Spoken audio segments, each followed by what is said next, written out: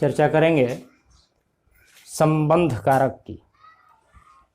पहले इस बात की चर्चा कर चुके हैं कि कर्म कारक, करण कारक, संप्रदान कारक, अपादान कारक के चिन्ह और उन चिन्हों का कहाँ कहाँ प्रयोग होता है, क्या अंतर है, इस पर चर्चा कर चुके हैं। आज हम चर्चा करेंगे संबंध कारक, जेनेटिव केस। इसको हम पॉजिटिव केस नहीं कह रहे हैं, कुछ कारण है। जेनेटिव कह रहे हैं, अंतर बताएंगे इसका। संबंध कारक केवल दो चीजों के बीच संबंध ही नहीं बताता है। इसका नाम संबंध कारक देना और पॉजिटिव कह देना आधा परिभाषा बताता है। इसलिए मैंने लिखा है जेनेटिव केस, जो संबंध के साथ साथ निकट संबंध भी बताता है दो वस्तुओं में। केवल संबंध पॉजिशन दिखाए हम, वो तो एक भाग हुआ। बाकी के ऐसे उदाहरण आएंगे जिसमें पोजीशन ओनरशिप नहीं है, फिर भी संबंध है, इसलिए जेनेटिव। संबंध कारक दो वस्तुओं के बीच संबंध अथवा घनिष्ठ पोजीशन, स्वामित्व या घनिष्ठ संबंध भी बताता है। यह कारक इसलिए प्रयोग किया जाता है, इंग्लिश में कहें टू शो पोजीशन और close connection between two things. दोनों चीजें हैं इसमें, पोजीशन, ओनरशिप और close connection between two things. तो जेनेटिव जो वर्ड है, जीन, इसमें जो है जीन जहां भी लगे, इसका एक अर्थ होता है बर्थ, उत्पत्ति, काइंड, रेस। इसे जनरल भी हम कहते हैं। जनरल जो वर्ड है उसमें भी जीएन है। एक समान, एक कोट, काइंड, रेस बताता है, उत्पत्ति, बर्थ, संबंध। तो ये जो जेनेटिव कहते हैं, जेनेटिव नहीं, जेनेटिव स्टेशन, जेनेटिव। पोजीशन इसलिए नहीं लिखे पॉजिटिव केस कि केवल संबंध दिखाता है, जैसे राम का घर।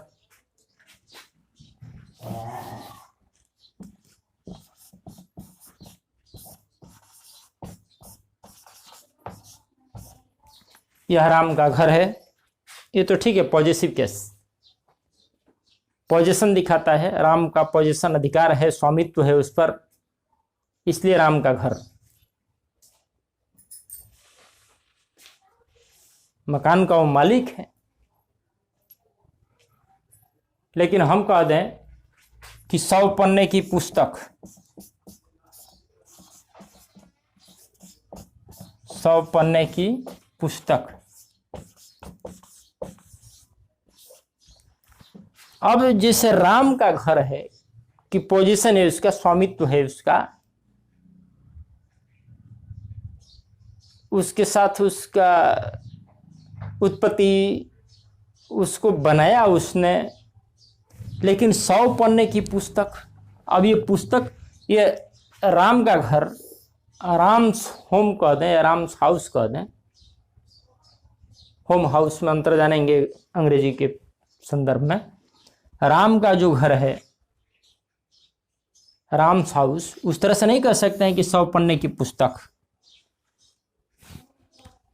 पुस्तक में 100 पन्ने हैं, स्वामित्व, ओनरशिप, पोजीशन नहीं है, बल्कि क्लोज कनेक्शन है इसमें, निर्माण है इसमें कि 100 पन्ने से मिलकर ये पुस्तक बनी है।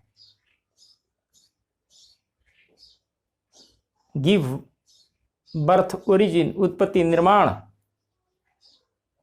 केवल संबंध नहीं, पोजीशन नहीं, पॉजिटिव नहीं है केवल इसमें। ये किताब का ये मालिक नहीं है 100 पन्ना, जैसे राम घर का मालिक है। ये भी संबंध कारक में है, इसलिए जेनेटिव नाम दिया गया कि जेनेटिव केस है। पॉजेसिव केस भी है, प्रचलित है वो। तो ये पोजीशन दिखा रहा है और ये क्लोज कनेक्शन दिखा रहा है। Containing 100 pages. तो सोने की अंगूठी, सोने की अंगूठी।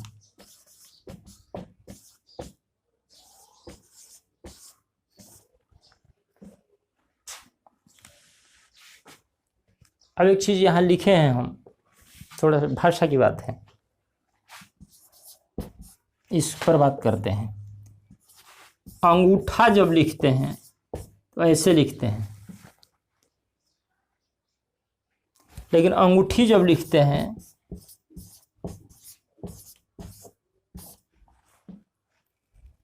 थोड़ा सा परिवर्तन हो रहा है दोनों में, जो भी हो। तो अंगूठी ऐसे कर देते हैं। सोने की अंगूठी पोजीशन नहीं है, जैसे राम की अंगूठी कहें और सोने की अंगूठी, दोनों में अंतर है, इसलिए जेनेटिव।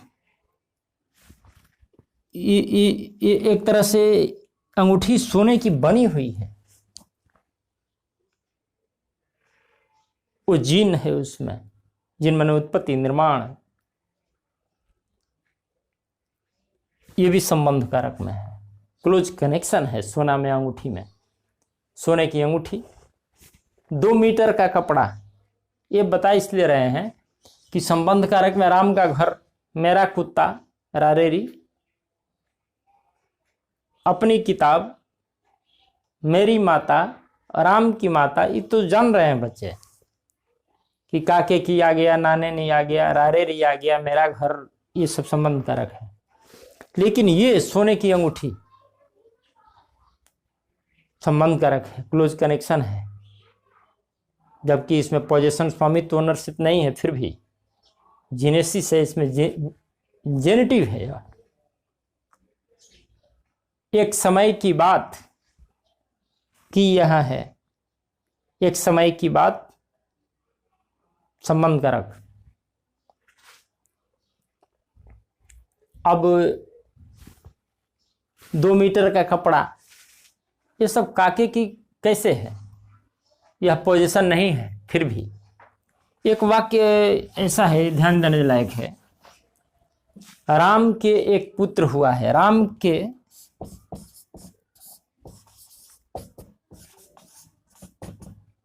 जब जन्म की बात आती है या आपके कितने पुत्र हैं, तो राम के 4 पुत्र हैं। के राम के पुत्र हुआ है, के राम का नहीं, राम को नहीं, कि राम को 4 पुत्र हैं, राम को 4 बेटे हैं, नहीं, राम के 4 बेटे हैं, राम के पुत्र हुआ है। द्विरुक्ति में भी लगता है, घर का घर बह गया, घर का घर बह गया, का लग गया, घर का घर, गली की गली। तो ये सब उदाहरण दे रहे हैं कि काके की थोड़ा अलग हटके है, लेकिन संबंध कारक में ही ये है। तो काके की, नाने नी, रारेरी जो सामान्य उदाहरण है पोजीशन वाला, वो है। बाकी का उदाहरण मैंने दिया, सोने की अंगूठी, 2 मीटर का कपड़ा, घर का घर बह गया, राम के पुत्र हुआ है, एक समय की बात है, सोने की अंगूठी, 100 पन्ने की पुस्तक।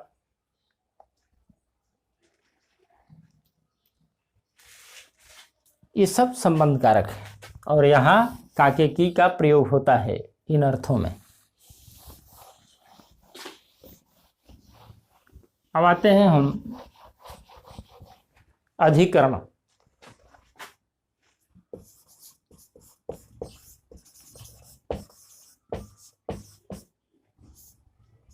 अधिकरण, इसको बोलते हैं locative. Locative the idea of place, place का बोध कराता है।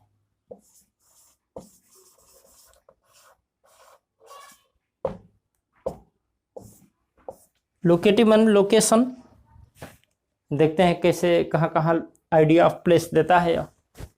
चिन्ह है इसका में पर। एक तो प्रधान सूत्र है इसका कि आधारो अधिकरणम, आधार का जहां बोध हो, बेस आधार, वो अधिकरण कारक में है। पहला आधार, पहले में का प्रयोग देखेंगे, में का प्रयोग, इसके बाद पर देखेंगे कैसे आता है। में का प्रयोग आधार के अर्थ में, जैसे वह वन में गया, वह वन में गया, मगर समुद्र में रहता है, मगर समुद्र में रहता है, आधार है उसका। मछली पानी में रहती है, तालाब में मेढक है। दूध में मिठास है, में। तो ये सब क्या काम कर रहे हैं? आधार। धर्म में रुचि, मेरी धर्म में रुचि है, में अधिकरण कारक। तो इस तरह के वाक्य आते हैं उदाहरण, तो ये अधिकरण कारक में है। ये जरूरी क्यों है कि बच्चे जब संस्कृत में अनुवाद बनाते हैं तो वहां भी जरूरी है किस कारक में है तो कौन विभक्ति लगेगी, बहुत सारे सूत्र हैं उसमें। तो कारक हिंदी में भी पढ़ाया जाता है, इसलिए कि वो ट्रांसलेशन बनाते समय भी अंग्रेजी में अनुवाद करें या संस्कृत में अनुवाद करें तो विभक्तियों का ख्याल रखना जरूरी है। और अंग्रेजी में प्रीपोजिशन तो बहुत विशाल अध्याय है, और सभी विभक्तियों की जो बात कर रहे हैं वो सब प्रीपोजिशन ही है। में, पर, काके की, आने नी, रारेरी, ऑफ,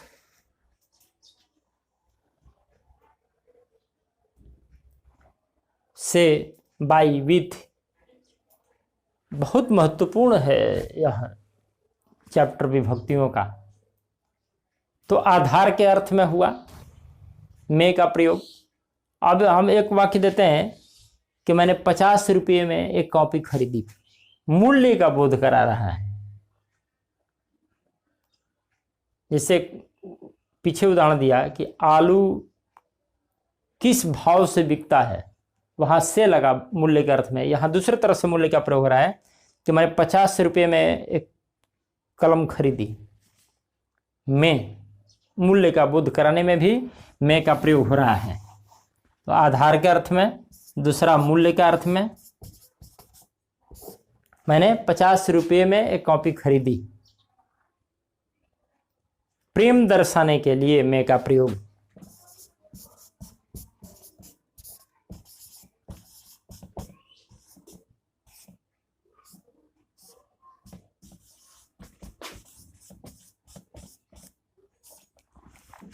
भाई भाई में प्रेम है,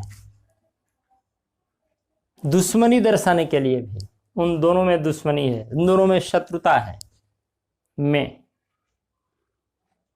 आधार के अर्थ में, मूल्य के अर्थ में, प्रेम, शत्रुता, घृणा दर्शाने के लिए। क्रोध में,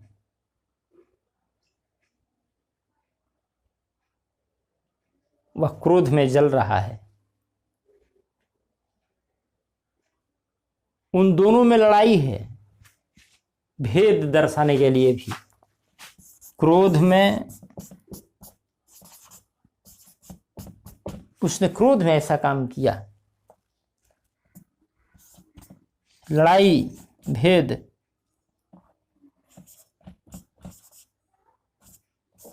उन दोनों में लड़ाई है। में, अधिकरण। इन, उन दोनों में कौन तेज है, तुलना करने में, निश्चय निर्धारण में अगला है अधिकरण कारक में का प्रयोग निश्चय निर्धारण में। निश्चय निर्धारण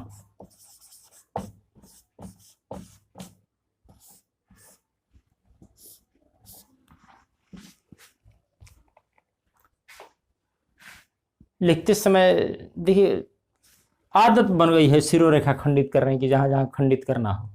ऐसा नहीं कि खींच दिए भूल के भी, ऐसा है। ये कभी कभी दोहरा इसलिए रहे हैं कि लेखन में कोई ध्यान नहीं देता है कि कहाँ शिरोरेखा खंडित होनी चाहिए, केवल भ और ध के अलावे। तो और कौन कौन से वर्ण है जहां शिरोरेखा खंडित होनी चाहिए, मेरे लिखने पर ध्यान देने पर आदत बन जाएगी आपकी। और देखने वाले, पढ़ने वाले, कॉपी जांचने वाले ये जानेंगे कि नहीं वर्ण का लेखन बच्चा जान रहा है।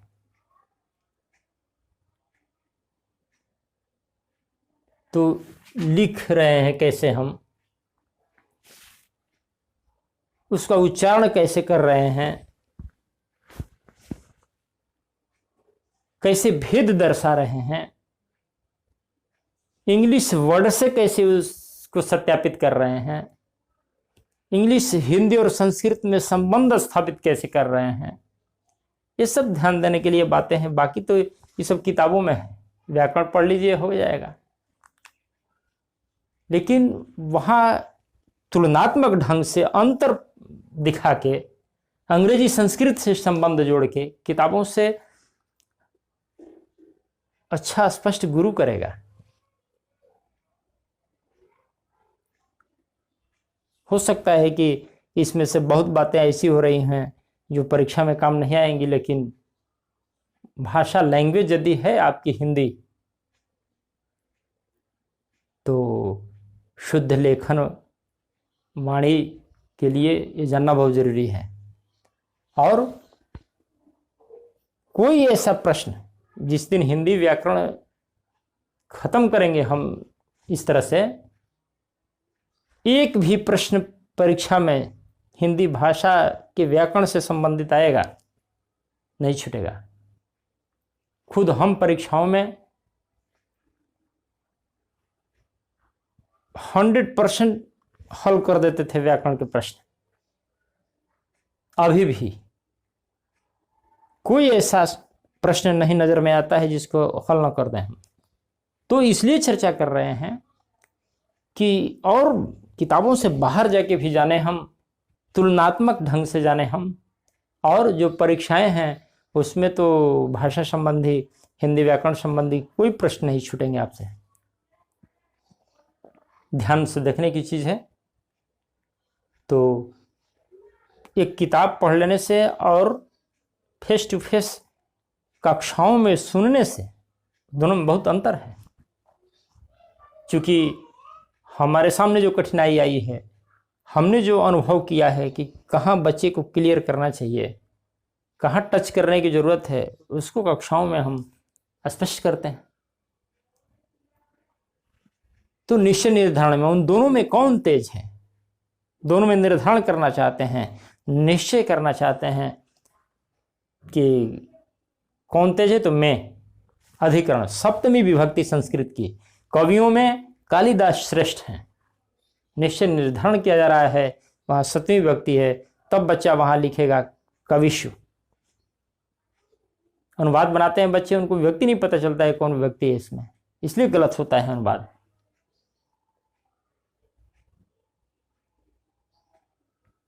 तो संस्कृत व्याकरण में बहुत ज्यादा चर्चा तो नहीं करेंगे, लेकिन अनुवाद बताएंगे कि कैसे बनता है।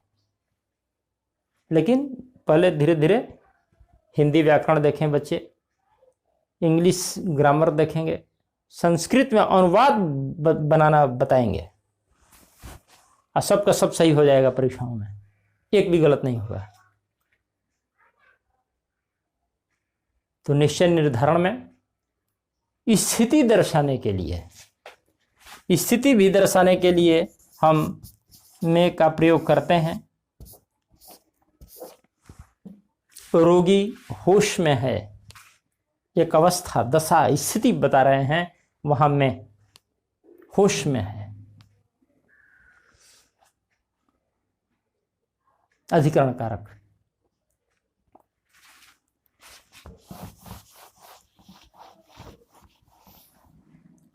वह कोमा में है, हम लोग बोलते हैं क्या, इसी तरह सारा संबंध तो अधिकरण कारक है। अब देख रहे हैं अधिकरण में दूसरी विभक्ति चिन्ह पर का प्रयोग। पहला आधार के अर्थ में, जैसे मेज पर किताबें हैं, आधार का बोध करा रहा है। वह घोड़े पर बैठा है, आधार। द्वार पर लोग खड़े हैं, द्वार पर आधार। नौकरों पर दया कीजिए, आधार। दूरी का बोध कैसे कराता है?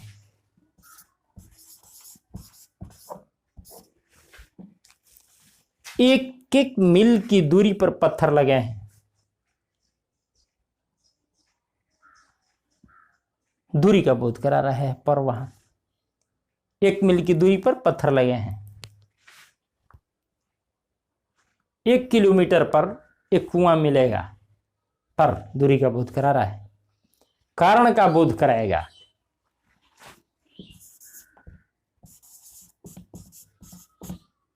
उदाहरण नहीं लिख रहे हैं, बोल रहे हैं केवल समय बचाने के लिए। अच्छे काम पर इनाम मिलता है, करना। अच्छा काम करने से इनाम मिलता है, अच्छा काम पर इनाम मिलता है। द्विरुक्ति, जैसे वहां मैंने कहा कि घर का घर बह गया संबंध कारक में, उस तरह से इसमें भी द्विरुक्ति है।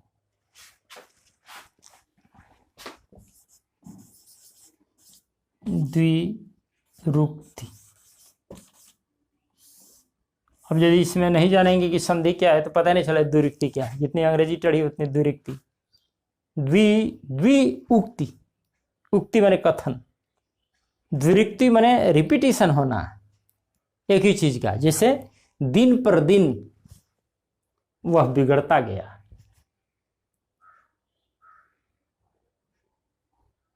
वह दिन पर दिन खराब होता गया, होता जा रहा है दिन पर दिन।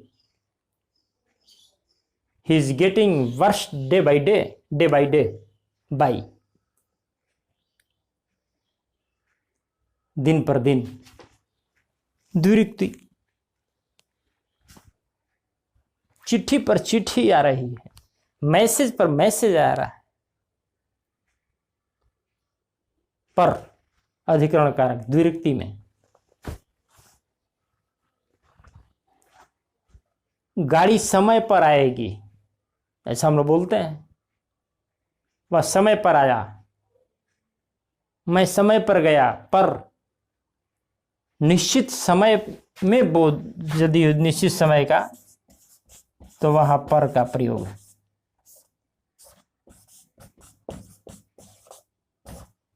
गाड़ी समय पर आएगी, ऑन टाइम। ये सब प्रीपोजिशन नहीं है अंग्रेजी का।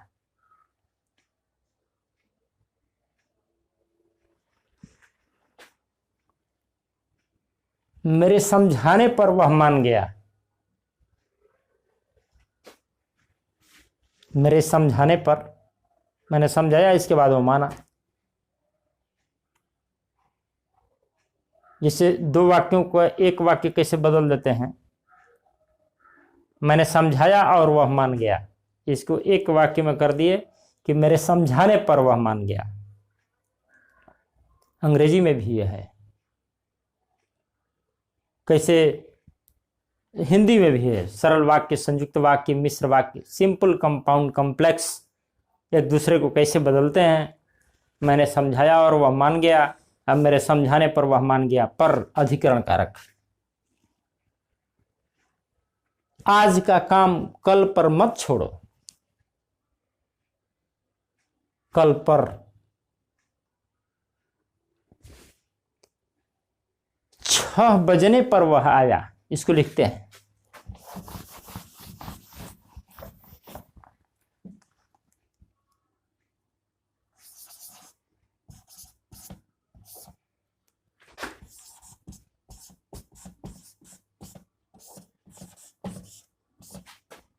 यही इतना ही रहे, 6 बजने पर वह आया। एक तो ये ध्यान रखना है कि 6 कभी भी ऐसे नहीं हम लिखते हैं, विसर्ग नहीं। मानक है ह लिखिए, 6 हिंदी में। 6 बजने पर या बजे, दोनों एक ही बात है। 6 बजने पर समय यदि बताया जाए तो वहां भी पर का प्रयोग कर सकते हैं। 6 बजने पर वह आया या 6 बजे वह आया। एट 6 o'clock, एट प्रीपोजिशन और हिंदी में अधिकरण कारक।